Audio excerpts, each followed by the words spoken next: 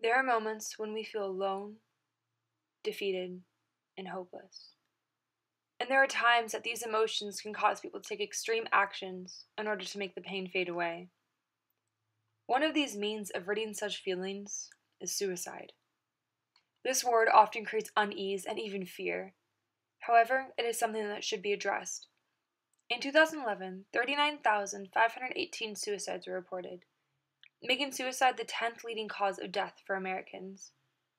That would mean that someone committed suicide roughly every 13 minutes, a startling number when put into perspective of time. Suicide is often caused by depression, sexuality, bullying, or traumatic life events. What if there is another factor that we are failing to notice? Media has become such a large part of daily life in the past decade, and it is only growing, most recently morphing into a way of communication, which can be seen in various social media sites like Twitter, Instagram, and Facebook. Now there are infinitely more ways to share, post, or like about a famous person's suicide, or anyone's for that matter. This exploitation of suicide has seen a large correlation in others killing themselves. This is shown as suicide contagion.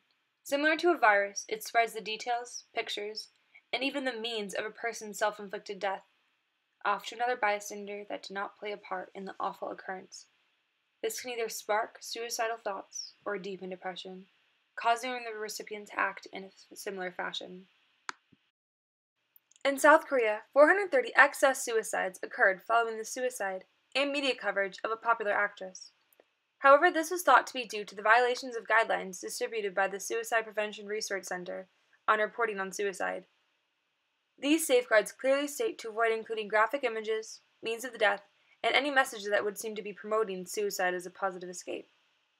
Dr. Madeleine Gowles also found a large correlation between the amount of coverage and the amount of copycat suicides. She did this by comparing the amount of articles and their content in local newspapers. At first, she found that it was due to the quantity of articles. However, the correlation with content was even larger. While including certain aspects of a suicide can be detrimental, it can also push others to seek help. Only a few months ago, Robin Williams, a beloved comedian and actor, committed suicide.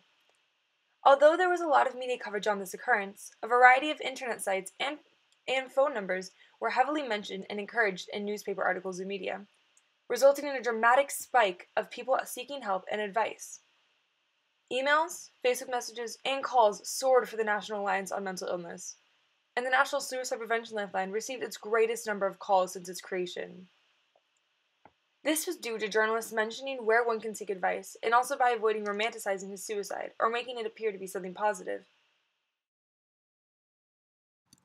Suicide contagion is influenced by the quality, not quantity, of media coverage. If it is inappropriately reported on, it can influence many to follow in a similar fashion. On the opposite spectrum, informative media can cause those contemplating suicide to seek help. If you or a loved one is contemplating suicide, please call 1-800-273-TALK or visit www.asp.org. Thank you.